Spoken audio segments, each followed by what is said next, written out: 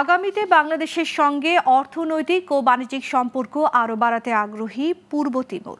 এমন কথা জানালেন দেশটির প্রেসিডেন্ট জোসে রামোস হোর্তা।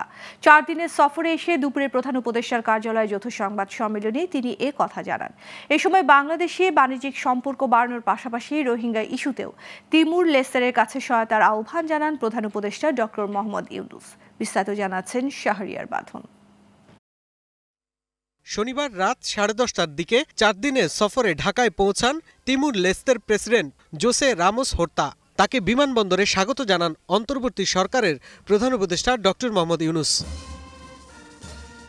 এরপর রোববার সকালে প্রধান উপদেষ্টার কার্যালয়ে পৌঁছালে প্রেসিডেন্ট জোসে রামোস হোর্তাকে ফুল দিয়ে বরণ করেন বাংলাদেশ সরকারের প্রধান উপদেষ্টা doctor Mohammad Yunus.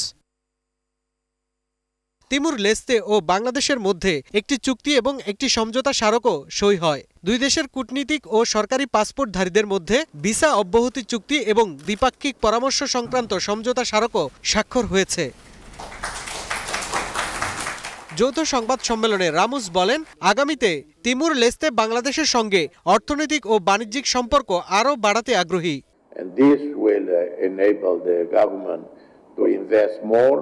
In infrastructure, in education, in health, in environment protection, and so on. So, in that regard, we would hope to have my mentor, friend, Professor Yunus, and Bangladesh as a partner with Timor-Leste.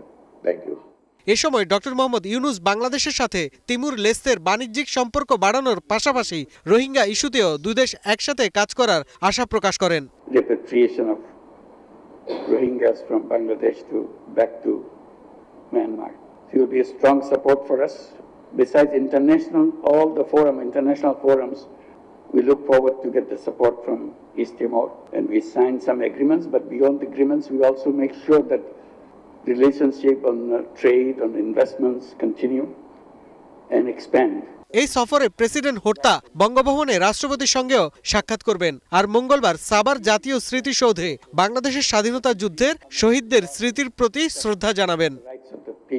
All around the world. Shahriar বাঁধন, global television, Dhaka.